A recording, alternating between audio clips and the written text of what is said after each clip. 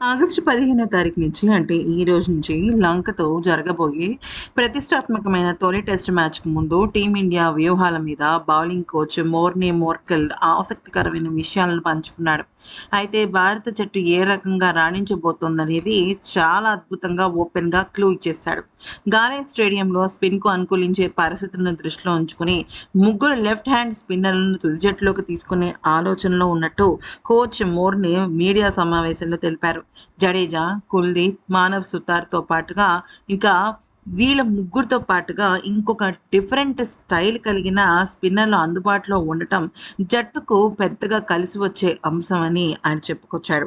Match జరిగే కొద్దీ pitch మారుతూ ఉంటుందని, స్పిన్నర్‌లు మ్యాచ్‌ను తమ గుప్పెట్లోకి తీసుకొస్తాడని ఆయన స్పష్టం చేశాడు. అయితే ఇంకా మాకు చాలా మంచి మంచి బౌలింగ్ ఆప్షన్స్ ఉన్నాయని, అయితే ముఖ్యంగా మేము ఈ కాన్సెప్ట్ మీదే ముందడుగు వేద్దాం అనుకుంటున్నాం. ఒకవేళ గనక మాకు ప్రాక్టీస్ సెషన్స్‌లో కానీ, లేకపోతే మ్యాచ్‌కి ముందు కానీ ఏదైనా ఆలోచనలో మార్పు వస్తే ఇమ్మీడియేట్‌గా ఆలోచన చేయించేయడానికి కూడా మా దగ్గర 100% అన్ని విధాలుగా ప్రిపేర్డ్‌గా ఉన్నామని చెప్పుకొచ్చాడు. కుల్దీప్ యాదవ్ తన లెఫ్ట్ ఆర్మ్ చైనా మ్యాన్ స్పిన్‌తో ఏ క్షణంలో అయినా వికెట్లు తీయగల అటాకింగ్ బౌలర్. జడేజా తన సున్నితమైన లైన్ అండ్ లెంగ్త్‌తో ప్రత్యర్థి బ్యాటర్లను కట్టడి చేస్తూ ఒత్తిడిని పెంచుతాడు. ఇక మానవ్ సుతార్ క్లాసికల్ శైలిలో బంతిని గాల్లో తిప్పుతూ టర్న్ రాబడతాడు. ఈ ముగ్గురి వద్ద ఉన్న నైపుణ్యం ప్రత్యర్థి 20 వికెట్లను పడగొట్టడానికి మాకు మోర్ దెన్ ఎనఫ్ అని, వీరిని సరైన సమయంలో కెప్టెన్ గిల్ ఎలా వాడుకుంటాడు అనేదే ఇక్కడ ఆసక్తికరంగా మారుతుందనేది ఆయన వ్యాఖ్యానించాడు.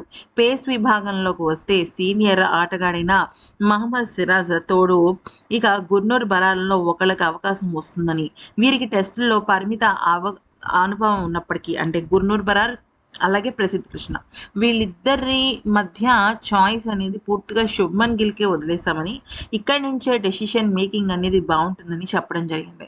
శ్రీలంకలో ఉండే విపరీతమైన వేడి ఉక్కపోతను తట్టుకుని బౌలింగ్ చేయడం ఇక్కడ చాలా పెద్ద సవాలు. 20 నుంచి 35 ఓవర్ల తర్వాత ఇక కుకాబుర్రా బంతి మెత్తబడినప్పుడు పేసర్లు తెలివిగా క్రీజును వాడుకుంటూ షార్ట్ బాల్స్ విసురుతూ ఒత్తిడి తేవాలో ఎలాగా వాళ్ళని పడేయాలో ప్రత్యేకమైన శిక్షణ ఇచ్చినట్టు తెలిపాడనమాట. మరి ఈ పరంగా చూసుకున్నట్టయితే ఏ విభాగంలో అయితే బౌలింగ్ కొద్దిగా వీక్ ఉందో అది ఇంప్రూవ్ అయినట్టే కదా మరి.